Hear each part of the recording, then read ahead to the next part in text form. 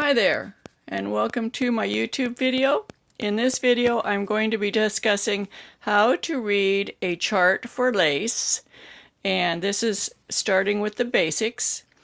So the first thing we're going to notice on this chart is the numbers that go up the sides.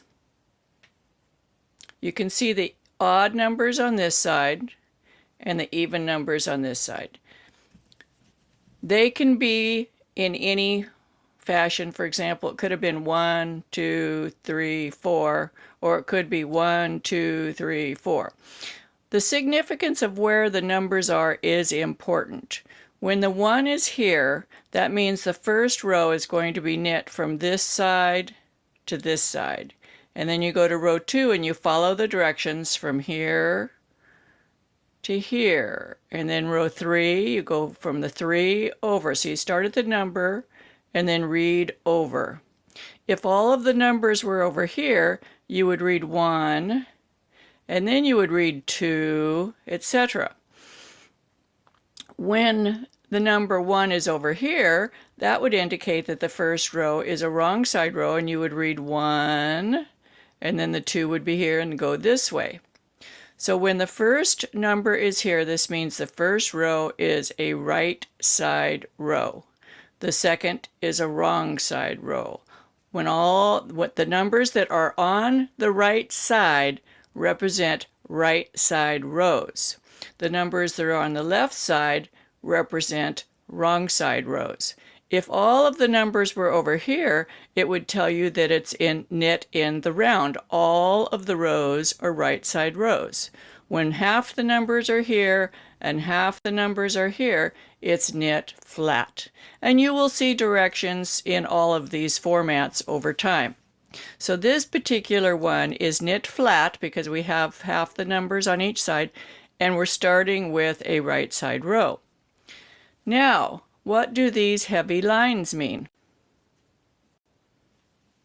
Those lines mean that in between those dark lines, this part of the pattern can be repeated over and over to any length, and this happens to be 10 stitches. So right here we have 13 stitches, but if we added 10 more and made it 23, we could knit 1, knit the 10, knit the 10, then knit the last 2. So you could use this to make any size of a project, and I'll demonstrate that in just a few minutes.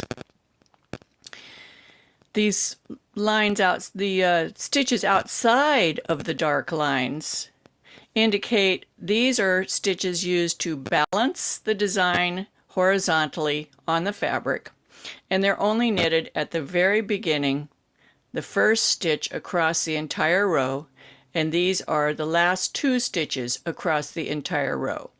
So this would only be knitted once, no matter how many times you repeated this. This is only once, and these are only once at the very end. So if we took this and we made it twice as wide, so we added another 10 stitches in here, it could look like this.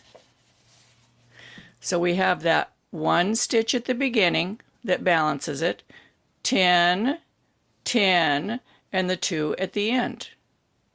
I also added this twice as tall, so you could see this would make a bigger block. But the idea is it's similar to when you had math in elementary school. This is the lowest common denominator of this stitch pattern. This is as small as you can get it to represent the entire pattern in a small area. You can extrapolate this. This is 16 rows tall, so you could add another 16 rows and 16 rows and 16 rows to make it as long as you want. You could add 10 rows, 10 rows, 10 rows, 10 rows to make it as wide as you want. This could turn into a baby blanket easily, or it could be a simple little swatch. So let's look at another way that this can be represented. On this one, we have the right side rows and the wrong side rows. And we notice that always on the wrong side rows, all the stitches are purled. Up here, the empty square means knit. On the right side, knit stitch. On the wrong side, purl. So if we took off all of the wrong side rows, because we know they're purl, and we just put in the directions, always purl the wrong side rows, we could condense the chart even more. Here we have just the right side rows. There are no wrong side rows, so it squished the chart way down. And we can tell that the wrong side rows are inherent because it goes 1, 3, 5. So there's a row 2 in here, but it's just not represented on the chart, and usually we'll know that it's all purl stitches. So we would do row 1, purl back, 3, purl back, 5. So this is really condensing it down to as small of a space as we can get. Now let's go back and look at the symbols on here rather than the size and the shape. The first symbol here in each of the right side rows is a V, and it says slip the stitch as if to purl, holding the yarn in back. Over here we see the V at the beginning of the wrong side rows, so we go up here, it says slip the stitch as if to purl, holding the yarn in front. So you need to be sure to read the directions. Then the next symbol across is here. This says SSK, slip one stitch as if to knit, and you know how to do an SSK. And notice it only has right side row directions. There's no wrong side. That's because there are no SSKs on wrong side rows.